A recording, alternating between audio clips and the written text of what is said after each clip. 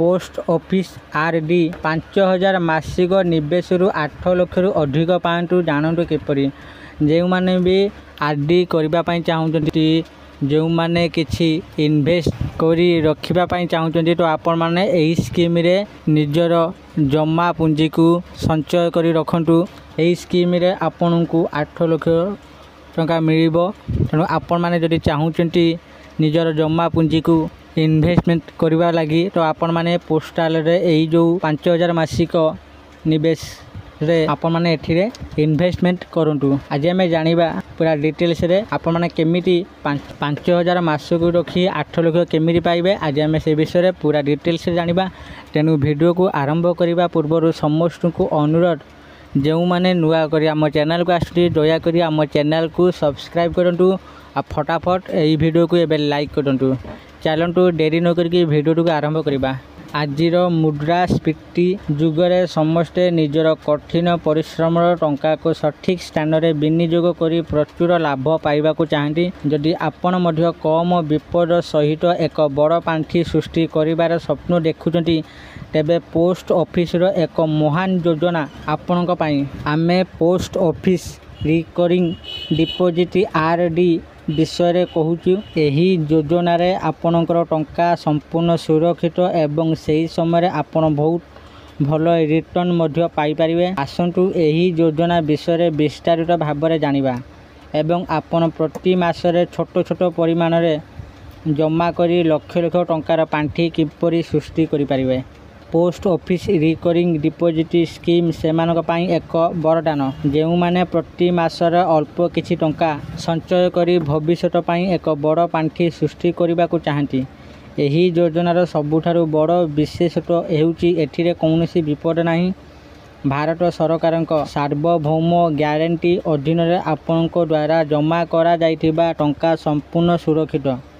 Bank रे जमा राशि उपरे केवल 5 लाख टंका पर्यंत ग्यारंटी थिबा बेले आपणकर संपूर्ण जमा राशि पोस्ट ऑफिस रे सुरक्षित। यही योजना रे आपण प्रति मासरे एक छोट परिमाणर टंका जमा करि परिबे। सर्वनिम्न निवेश प्रति मासरे मात्र 100 टंका एवं भल कथा हेउची सर्वाधिक निवेशर कौनसी सीमा नहीं। हठात आपण जेते इच्छा निवेश करि परिबे। यही योजनार परिपक्वता अवधि 5 वर्ष किंतु आपण यह को 5 वर्ष पाई वृद्धि करि परिबे। पोस्ट ऑफिस आरडी योजना रे आपण को 6.8% शुद्ध हार मिलता है जहाँ को त्रैमासिक आधार रे चक्र वृद्धि शुद्ध भाव में जोड़ा जाए। हठात आपण केवल आपण टंका उपर शुद्ध पाएंटी नहीं बरं शुद्ध उपर शुद्ध मध्य पाएंटी। यही कारण आपण टंका द्रुत गति रे वृद्धि पाए। आपण यही योजना रे एक अकाउंट एवं एक जुग्म अकाउंट खोली परिबे जहाँ यह को आहुरी नमनीय करिथाए। 5000 टंका जमा करंतु 8 लाख रु अधिक पांतु।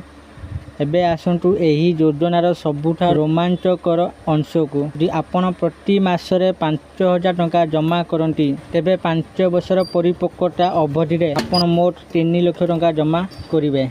यही राशि उपरे 6.8% शुद्ध हार रे आपण 56,830 टंका शुद्ध पाइबे। हठात 5 वर्ष पर आपणकर मोट 3,56,830 टंका रहिबो। किंतु जदि आपण यही परिमाण को आउ 5 वर्ष पाई वृद्धि करती हठात मोट 10 वर्ष पाई निवेश करती तेबे आपणकर जमार परिमाण 6 लाख टंका होइदिबो। एथिरे आपण 6.8% चक्रवृद्धि शुद्ध हार रे 2,54,262 टंका शुद्ध पाइबे। एहीपरी 10 वर्ष पर आपणकर मोट 8,54,262 टंका पांठि रहिबो। हठात प्रति मासरे मात्र 5,000 टंकार एक छोट संचय सहित आपण 8 लाख टंकार अधिक एक पांठि सृष्टि करि परिबे। एगुड़िक हेउची पोस्ट ऑफिस आरडी योजनार विशेष वैशिष्ट्य जहाँ यह को साधारण लोकों बहुत आकर्षणीय करिथाए। आसंतु जानिबा सेगुड़िक विषय रे। यही योजना रे प्रति मासरे केवल 100 टंका जमा करने को पड़िबो। हठात छोट संचय करिथिबा लोक माने मध्य यार लाभ उठाई परिबे। आपण जेते इच्छा टंका जमा करि परिबे। यह सहित बड़ निवेशक माने मध्य यही योजनार लाभ उठाई परिबे। भारत सरकार सार्वभौम ग्यारंटी सहित आपण टंका संपूर्ण सुरक्षित। जदि आपण को टंकार आवश्यकता अच्छी तेबे 1 वर्ष पर आपण जमा राशि 50% पर्यंत ऋण नहीं पारे। यही अकाउंट को गोटे पोस्ट ऑफिस अन्य पोस्ट ऑफिस को सहजरे स्थानांतरण करा पारिबो। आपण IPPB India post payments bank संचय अकाउंट माध्यम ऑनलाइन रे किस्ती मध्य जमा करि परिबे। आशा करछि आपण मानकु ए भिडियोटी निश्चित भाव में भल लगे। जदि आपण मानकु ए भिडियोटी भल लागुछि दया करी ए भिडियो को लाइक शेयर और कमेंट करंतु। आ एमिटिका भिडियो देखिबा पई चाहूतिला हम चैनल को एबे ही सब्सक्राइब कर दियंतु। धन्यवाद।